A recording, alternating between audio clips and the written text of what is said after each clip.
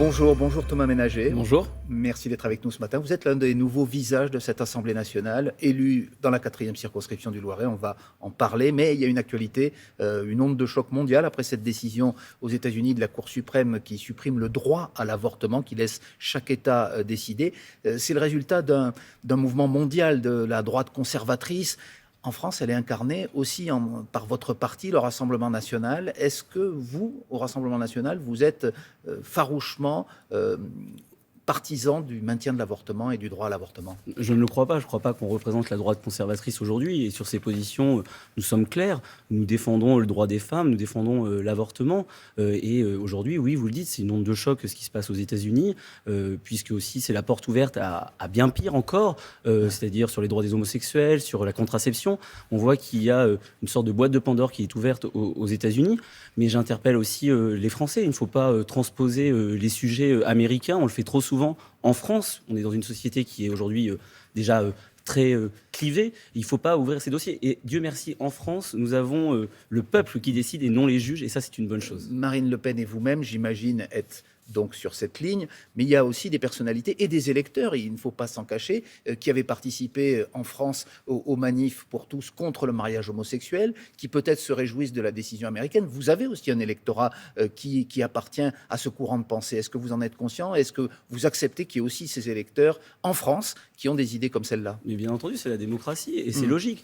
Mais qui votent pour vous, je veux dire. Mais qui votent pour nous ou qui votent pour d'autres. Et c'est logique, c'est quelque chose qui dépasse, vous savez, tous les partis politiques. Il y a des personnes en marche qui étaient pour le mariage pour tous, d'autres... Mais il y en a plus chez vous, il y a un mouvement conservateur mondial que vous incarnez quand même en France aussi.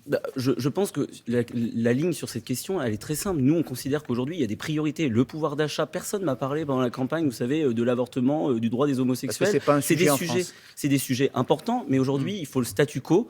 En France, on a la chance d'avoir tous ces droits qui sont protégés par la Constitution, protégés par la loi et par le peuple qui pourra s'exprimer. Et nous, on considère que c'est à la société de s'exprimer sur les sujets de société. Alors donc, je le disais, vous êtes un nouveau député, et l'un des députés RN les mieux élus de France. Vous avez obtenu près de 64% dans votre circonscription. Vous aviez un concurrent célèbre en la personne de Jean-Michel Blanquer qui a perdu dès le premier tour. Comment vous expliquez finalement ce vote? Comme dans beaucoup d'endroits en France, c'est ce qu'on appelle parfois le RN des campagnes qui a voté pour vous. Est-ce qu'il y a une différence entre vos électeurs et ceux des grandes villes qui choisissent nettement moins le Rassemblement national? Alors, c'est pas seulement le RN des campagnes. Moi, la ville-centre, Montargis, m'a placé en tête au second tour. Une ville de 20 000 habitants, à peu près. Une ville de 20 000 habitants, voilà, qui a fait le choix de ma candidature parce que aujourd'hui, les Français regardent les programmes, regardent les personnalités. Moi, j'ai eu un programme et une campagne qui était basée sur le fond, sur les propositions. J'ai pas fait une campagne anti-Blanquer. J'ai fait une campagne pour la France, une campagne sur les propositions de Marine Le Pen, qui avait recueilli déjà une majorité de suffrages sur mon territoire. Et c'est ce qui a été récompensé tant au premier tour qu'au second tour. Mais qu'est-ce qui fait que, je maintiens néanmoins ma question, le RN fait de meilleurs scores dans les petites villes ou les moyennes villes et les campagnes que dans les grandes villes, à Paris, Bordeaux, Toulouse, Lyon, pour ne citer que celle-là, où il n'y a pas de député Rassemblement national et où les scores de Marine Le Pen sont beaucoup plus faibles? Dans les villes, on a aussi une population qui est parfois un peu plus protégée, qui a des transports publics, qui a des services publics, qui a accès aujourd'hui à ce que nous n'avons pas aujourd'hui la possibilité d'avoir en zone rurale. Alors, mais bien entendu, parce que nous avons des propositions en matière de services publics, en matière de pouvoir d'achat. Vous savez, on a porté une mesure qu'on va défendre dans quelques jours avec le projet de loi pouvoir d'achat sur la baisse de la TVA de 20 à 5,5% sur l'énergie, sur le carburant. Et dans mon territoire, dans le Gâtinais, dans le Montargois, 80% des habitants se déplacent en voiture. C'est des propositions qui sont reçues de manière très favorable par les électeurs. Mais ça veut dire que l'immigration et la sécurité, qui étaient un peu vos chevaux de bataille, ça passe au second plan aujourd'hui? Pas du tout, on est très clair. Parce qu'on est touché dans tous les territoires par ce genre de sujet. Bien sûr, mais vous savez, les Français savent qu'aujourd'hui, nous sommes très clairs depuis de nombreuses années sur ces questions. Nous souhaitons contrôler l'immigration. Hier, mon premier déplacement était à la gendarmerie de mon territoire. C'est des sujets que il y a peu d'immigration dans votre circonscription, par exemple, ce qui ne nous a pas empêché de faire encore une fois ce score très important. Nous avons des problématiques d'immigration. Vous savez, ça fait des années que c'est surtout sur les plateaux télé qu'on considère qu'on ne traite que les sujets d'immigration. Mais ça fait des décennies que Marine Le Pen porte des sujets en matière de pouvoir d'achat, en matière de santé et des problématiques qui touchent nos territoires ruraux. Alors Marine Le Pen, elle a eu un discours que certains ont trouvé non pas surprenant, mais nouveau. En tout cas, lorsqu'elle est arrivée à l'Assemblée nationale cette semaine avec les 89 députés RN, elle a parlé d'opposition constructive, de voter peut-être au cas par cas certains textes. On ne reconnaît pas, à vrai dire, le Rassemblement national. On a l'impression que vous voulez jouer un autre rôle, par définition, puisque vous serez beaucoup plus nombreux. Mais finalement, Emmanuel Macron passait pour l'ennemi, pour le déconstructeur. Aujourd'hui, vous seriez prêt, sur certains textes, à lui donner un coup de pouce, un coup de main. On ne reconnaît pas l'image qui était donnée parfois sur les plateaux par nos opposants politiques. Il suffit de regarder les votes dans la précédente législature.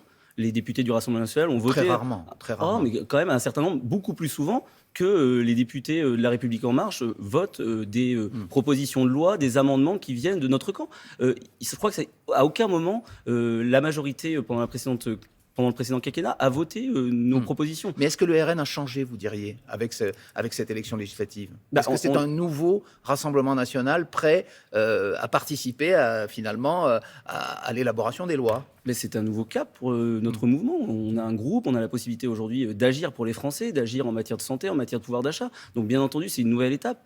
Mais vous voterez des lois, c'est ça la question? Bien entendu. Par exemple, sur le pouvoir d'achat, au cas par cas, celle de cet été. Si le gouvernement, si Emmanuel Macron, mais aujourd'hui on ne sait pas vraiment où va le gouvernement. Si le gouvernement est à l'écoute, reprend les propositions en matière de suppression de la TVA sur les produits de première nécessité, en matière de baisse de la TVA sur l'énergie, ou aussi en matière de hausse des salaires sans charge jusqu'à 10% et jusqu'à 3 fois le SMIC, bien entendu, nous verrons si ça va dans l'intérêt des Français. C'est notre seule boussole aujourd'hui. Le président et le gouvernement avaient annoncé, par exemple, qu'ils doubleraient le nombre de policiers si un projet de loi arrive dans ce sens à l'Assemblée nationale. Est-ce que vous, député Rassemblement national, vous le voteriez aujourd'hui? Bien entendu. Vous savez, on se pose qu'une seule question. Est-ce que c'est bon pour la France? Est-ce que c'est bon pour le territoire?